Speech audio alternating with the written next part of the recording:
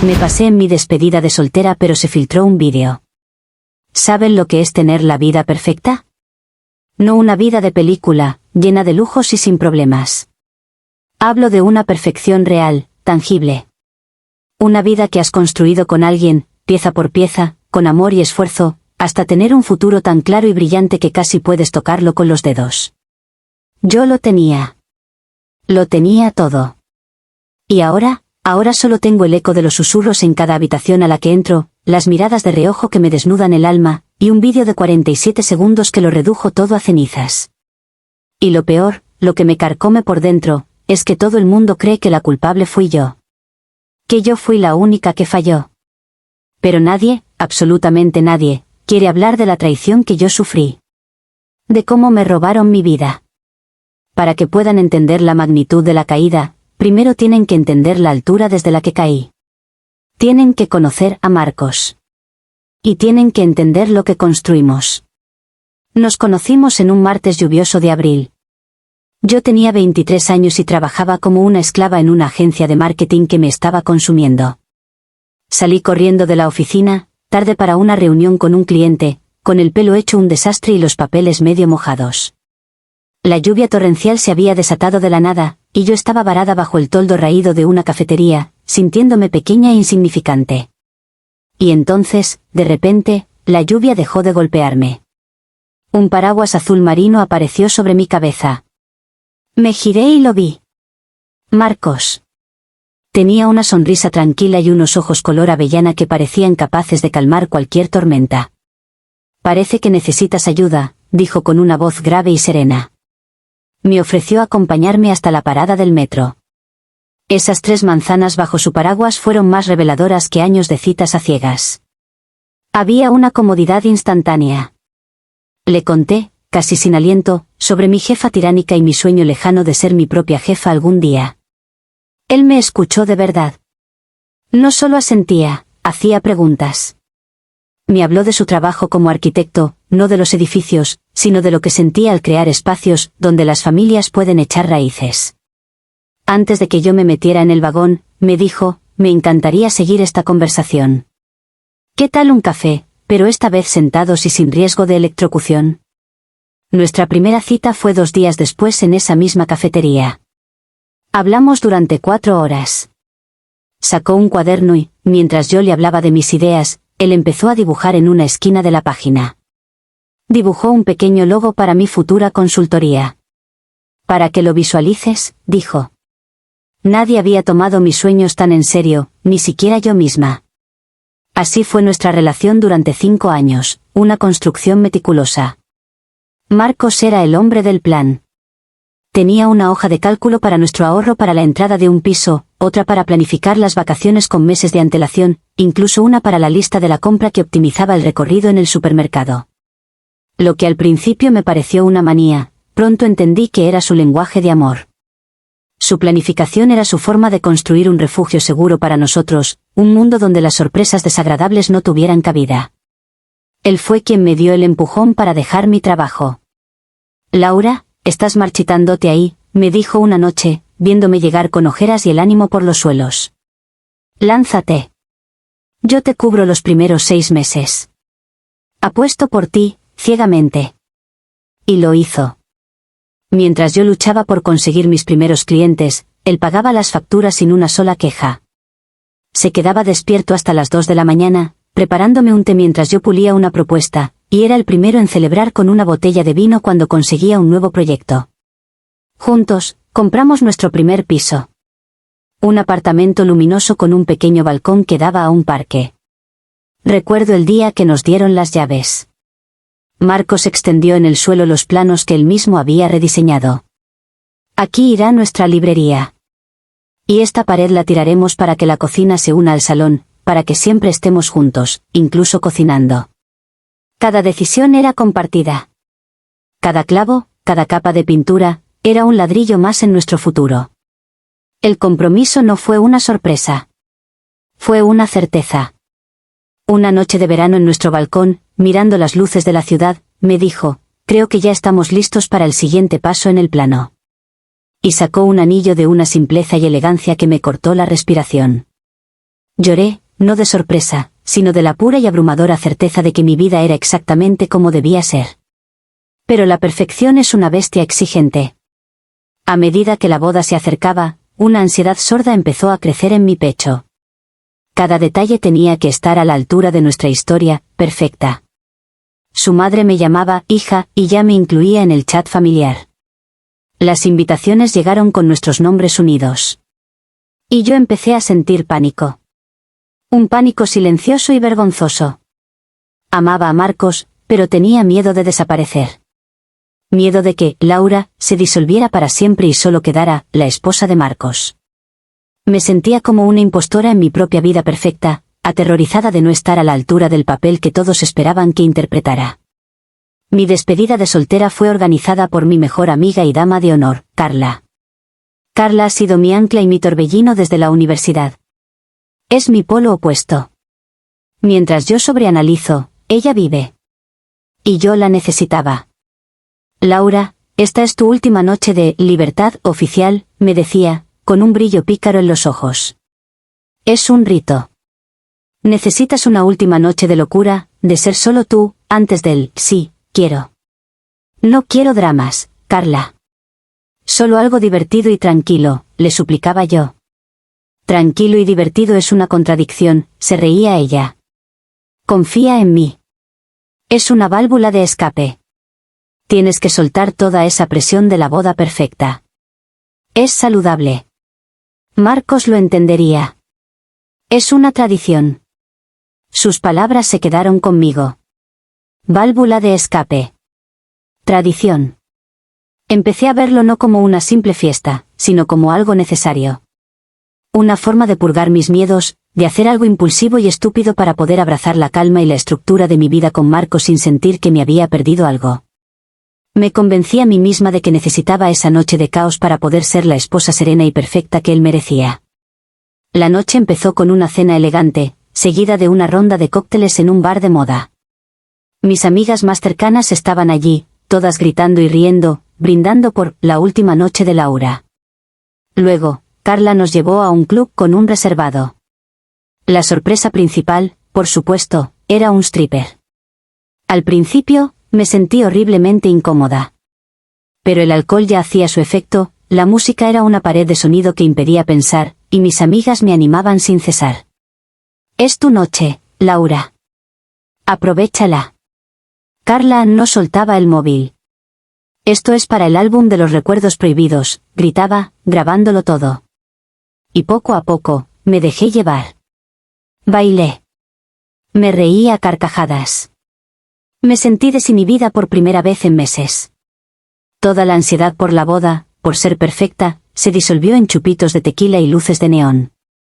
Por unas horas, no era la prometida de Marcos, la futura no era perfecta, la emprendedora responsable. Era solo Laura. Y me sentía libre. El stripper era bueno en su trabajo. Era todo carisma y músculos, pero sobre todo, sabía leer al público. En el clímax de su actuación, con todas mis amigas gritando mi nombre, se acercó a mí. Me sentaron en una silla en el centro del círculo. Las luces estroboscópicas me cegaban, el bajo de la música retumbaba en mi pecho. Estaba en una nube de alcohol, adrenalina y una extraña sensación de poder. Se inclinó, susurrándome algo al oído que ni siquiera entendí por encima de la música. Y entonces, en un instante borroso y eléctrico, sucedió. No sé si fui yo la que se inclinó hacia adelante, si fue él quien me agarró, o si fue simplemente la energía del momento, la presión de ser la protagonista del show. Pero nos besamos. No fue un piquito. Fue un beso de verdad, profundo, de esos que te roban el aliento. Mis manos, por instinto, fueron a su nuca. Duró apenas unos segundos, pero en mi cabeza se sintió como una rebelión completa contra la vida perfecta que me esperaba. El flash del móvil de Carla, a centímetros de mi cara, me devolvió a la realidad. Me aparté de golpe, con el corazón martilleándome. Mi primera reacción fue una risa nerviosa, casi histérica. Mis amigas vitoreaban como si hubiera ganado una medalla. Y en mi cerebro, ya nublado, las justificaciones se formaron a una velocidad vertiginosa, fue una tontería. Estaba borracha, ni siquiera lo controlo. Es parte del show, es como actuar. Carla me empujó a ello. Marcos nunca se enterará, y es mejor así. Es un secreto insignificante, una anécdota divertida para contarle a mis nietas. Me aferré a esas excusas como un náufrago a una tabla. Pasaron 2 días. La resaca se había ido, pero una culpa pegajosa persistía. La acallaba repitiéndome que era un secreto inofensivo, sellado por la hermandad de mis amigas. El miércoles por la noche, a solo 10 días de la boda, llegué a nuestro piso. La atmósfera estaba rara. Demasiado silenciosa. Encontré a Marcos en el salón, sentado en el sofá en completa oscuridad. La única luz provenía de la pantalla de su móvil. «Hola, mi amor», dije, mi voz sonando falsamente alegre en el silencio. «¿Todo bien? ¿Estás a oscuras?» No respondió. No me miró. Se levantó con una lentitud deliberada, caminó hacia la pared blanca que teníamos frente al sofá, la que habíamos pintado juntos un sábado por la tarde, y conectó su móvil a nuestro proyector portátil. El zumbido del aparato llenó la habitación. Y entonces, mi mundo se vino abajo. En la pared, en una pantalla de 2 metros de alto, estaba yo. Mi cara, deformada por una risa ebria. Las luces del club. Y luego, el beso. En alta definición. El vídeo de 47 segundos no solo mostraba el beso, mostraba el contexto, mis amigas empujándome, el vitoreo, mi risa culpable después. El sonido era nítido. Se escuchaba a Carla gritar, «Así se hace, perra». Mi sangre se convirtió en hielo. Sentí que iba a vomitar. «Marcos, mi amor, no es lo que parece», balbuceé, las palabras tropezando en mi boca. Estaba tan borracha, fue una broma estúpida, una estupidez, Carla me presionó, no significó nada, te lo juro por mi vida, a nada. Él detuvo la proyección. La habitación volvió a quedar a oscuras, salvo por el pequeño punto de luz del proyector. Se giró para mirarme. No había ira en sus ojos. No había gritos. Había algo mucho peor, una calma glacial, una decepción tan absoluta que era como un abismo entre nosotros. «He escuchado tus excusas todo el día, Laura», dijo, su voz hueca y sin emoción. «Me las han repetido tus amigas por mensaje. Tu madre me llamó para decírmelas. Carla vino a la oficina a llorar y a repetírmelas. Estaba borracha. Fue la presión.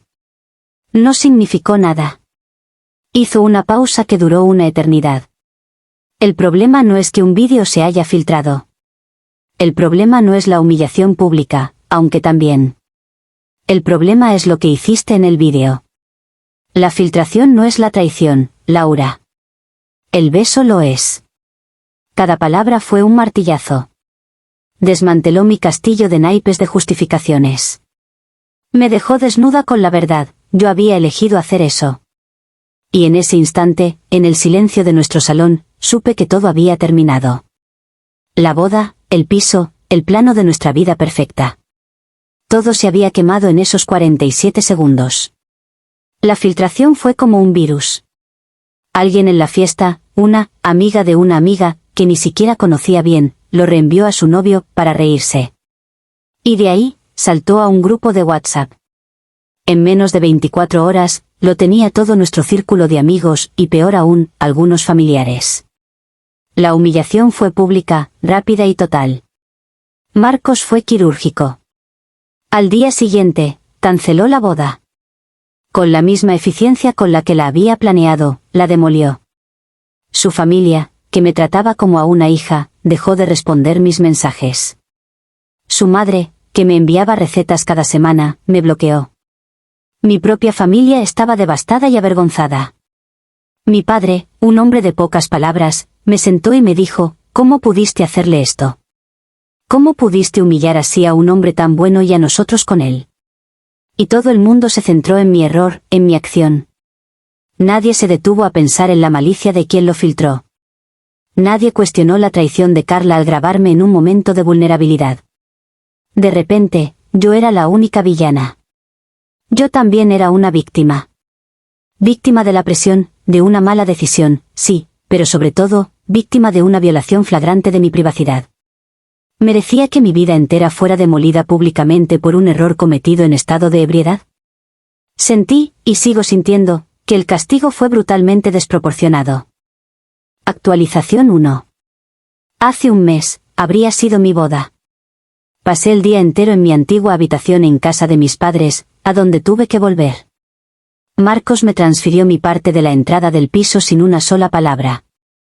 Ver ese dinero en mi cuenta se sintió como el pago de una indemnización por una vida que ya no existía. Carla y yo no hemos vuelto a hablar. La vi una vez en el supermercado. Nuestros ojos se encontraron por un segundo y ella, literalmente, giró su carro y huyó por otro pasillo. La culpo. La culpo por presionar, por grabar, por crear la prueba de mi estupidez. Es más fácil culparla a ella. Intenté contactar a Marcos. Le escribí una carta de 8 páginas, a mano, intentando explicarle la ansiedad que sentía, la presión, el miedo a no ser suficiente. Quería que entendiera que mi acción no nació de la falta de amor por él, sino de mi propio pánico. Nunca respondió. Su hermana me dijo que se había mudado a otra ciudad por un proyecto de trabajo. Escapó. Y a veces pienso, con una amargura que me quema la garganta, que si el vídeo nunca hubiera salido a la luz, ahora estaríamos casados. Él nunca lo habría sabido. Y seríamos felices. El problema no fue el beso, fue la evidencia. Y eso me parece la mayor de las injusticias. Actualización 2. Ha pasado un año. El vídeo todavía existe. Es mi carta de escarlata digital. Perdí a 2 clientes importantes de mi negocio freelance en los meses posteriores, nunca lo admitieron, pero sé que fue por eso. Cuando conozco a alguien nuevo en un contexto social o profesional, veo esa milésima de segundo de reconocimiento en sus ojos. Lo saben. Han visto el vídeo. Estoy en terapia. Mi terapeuta habla de aceptación radical y asumir la responsabilidad. Yo asiento, pero en mi interior, el resentimiento sigue ardiendo. Resentimiento hacia Carla. Hacia la persona anónima que lo filtró. Y sí, un resentimiento profundo hacia Marcos. Por ser tan perfecto, tan recto, y tan absolutamente inflexible. Por no ser capaz de ver el contexto, de perdonar una debilidad humana. Él no luchó por nosotros. Simplemente ejecutó la sentencia. Anoche encontré una caja con fotos nuestras. Construyendo un mueble de IKEA, riendo en una playa de Portugal, dormidos en el sofá. Teníamos una vida hermosa, una vida real. Y la destruimos. O mejor dicho, yo cometí un error, y otros se encargaron de usarlo para demolerlo todo. Él perdió a una prometida infiel. Yo lo perdí todo, mi amor, mi hogar, mis amigos, mi reputación y mi dignidad. Y esa es una condena que siento que nunca terminaré de cumplir.